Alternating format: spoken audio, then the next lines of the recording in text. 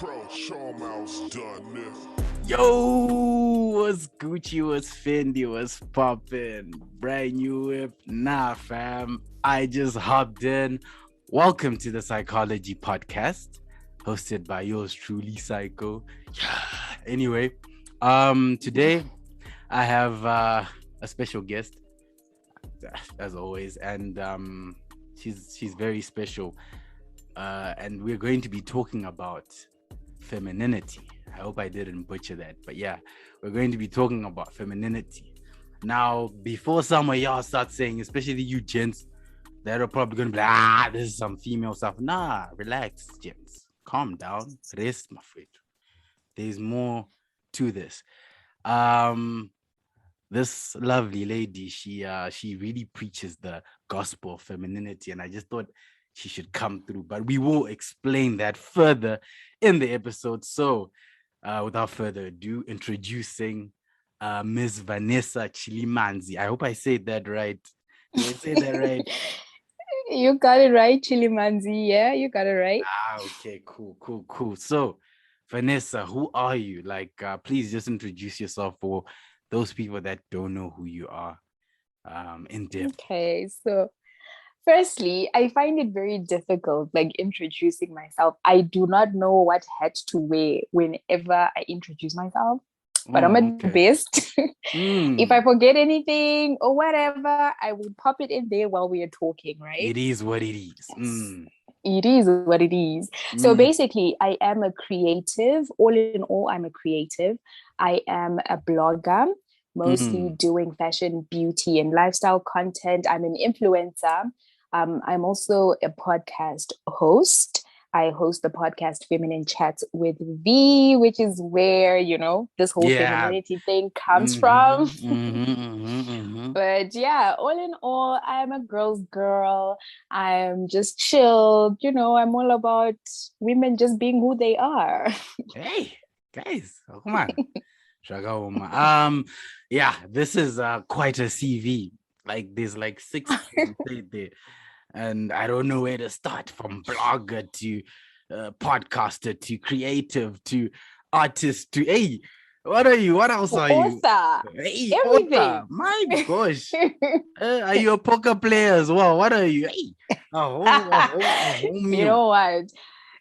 The thing is, I believe in doing everything and anything I feel like. I believe I've got the capability to actually do anything.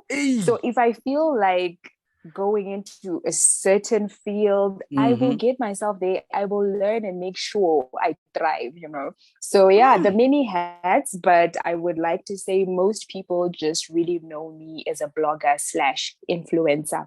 Everything else is coming up now as a result of me being an influencer / blogger. So yeah. Wow. Hey, she's already going hard before we even get to the whole episode, guys. This is not fair. But anyway, wait, where are you based? So I'm based in Johannesburg, South Africa, though I am pretty much Zimbabwean, 100% Zimbabwean, born and bred Harare. Yeah. Oh, okay. She's a Zimbabwean girl.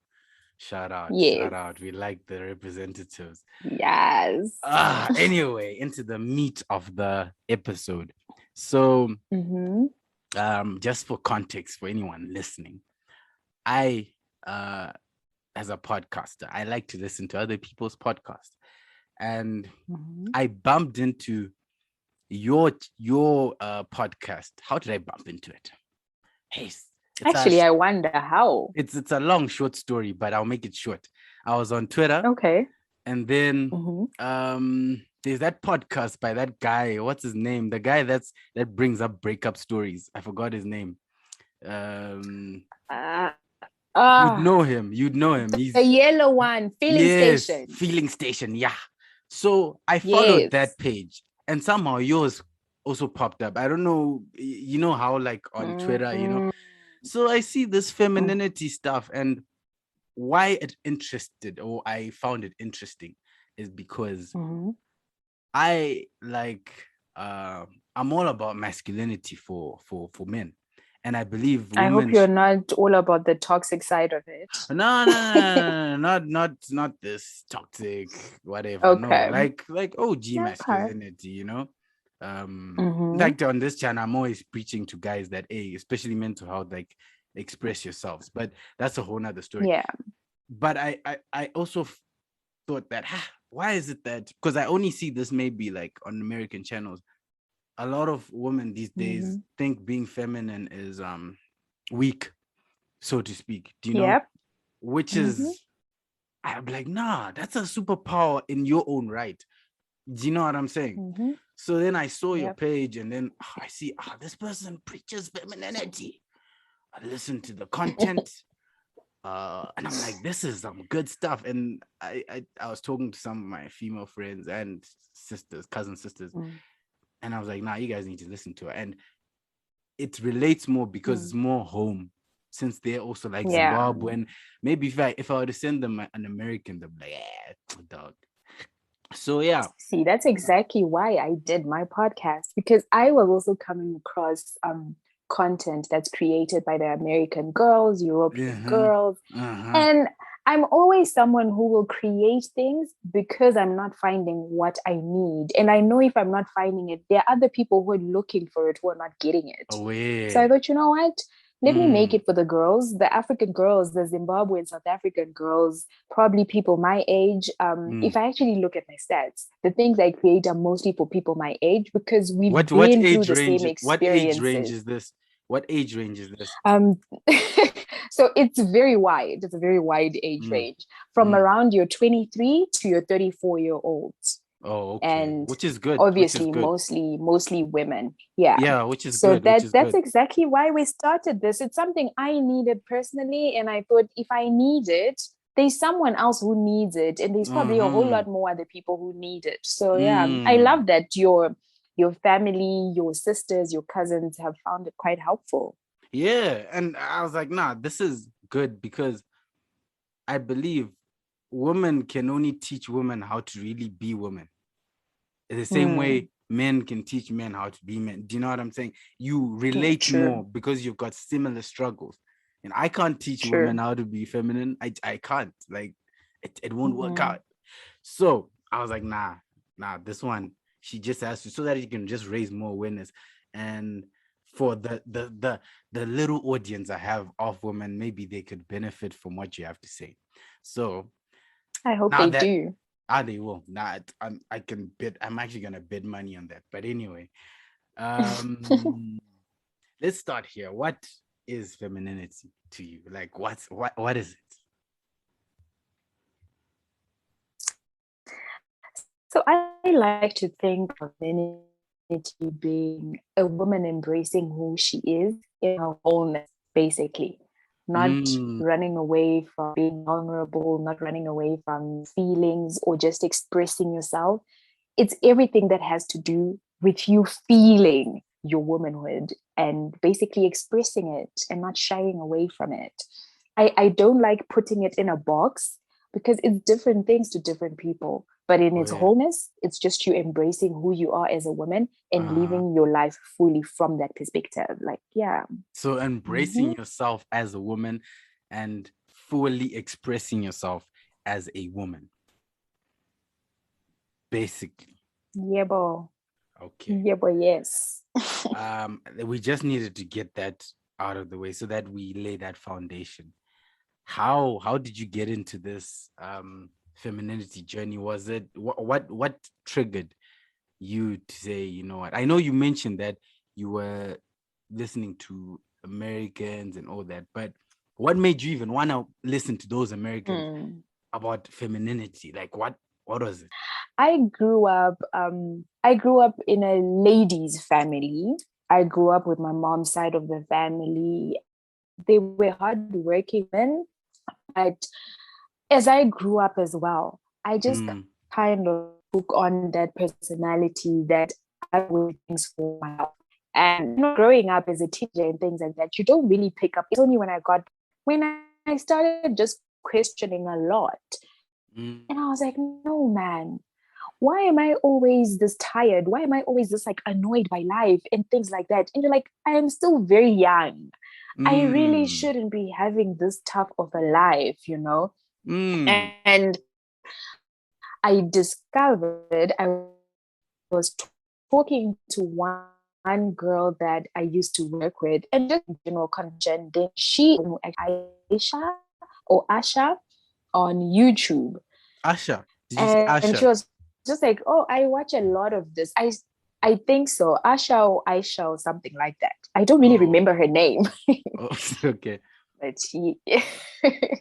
So she introduced me to this YouTube channel, and this girl generally talks about being more feminine and things like that. But I mean, I got the gist of it, but it was also a bit out of touch, because I mean, I would rather listen to someone else who is kind of African, who knows exactly what we deal with as Africans, you Oh, know. yeah. So I would listen to her, and then I ended up searching quite a bit on YouTube, because I felt Um, my life needed to change. I'm not mm, saying my life was terrible. It was not terrible. It was just that I just felt, what, there's certain things I need to change. There's certain things I feel are not really normal. But yeah, I just didn't know what to do or where to start. And then also, I'm very observant. I started like observing other women around me. And I was like, no, man, we all grow up differently. And as we grow, we pick up different characteristics from our families, from the people of influence around us, and things like that. We do things as we have learned while growing up, right? So I mm. thought, I need to change these things. And as I watched these YouTube videos, and I now started looking to podcasts, I really just wanted something I could familiarize with, something that I could relate to. I found a few other ladies, but obviously it's these African ladies also living in America or in the UK or whatever. Mm, And mm. when I really started practicing, being more feminine and things like that, and I felt I was at a place where I was enjoying my life, living my life fully, being the girly girl that I know myself to be. And I just felt way more happier. Is advantages to living your life as a feminine woman. And I want that for every woman. I want that for every girl. I know we grow up in difficult situations, and those situations take away your life wholly, no matter what age. So I just thought, oh, let me start a podcast. That way I can get my information to a bigger audience, help other women out there. And that's just how it went, really. I wanted a change, and I wanted a change for the other ladies after I got my change. Damn. Okay. You said a lot there. Let me start here. I know I talk too much. No. This is good. Because there's so much wisdom being dropped, so many gems. Anyway, Oh, the thank you. the the fact that you wanted to be a girly girl, I like that.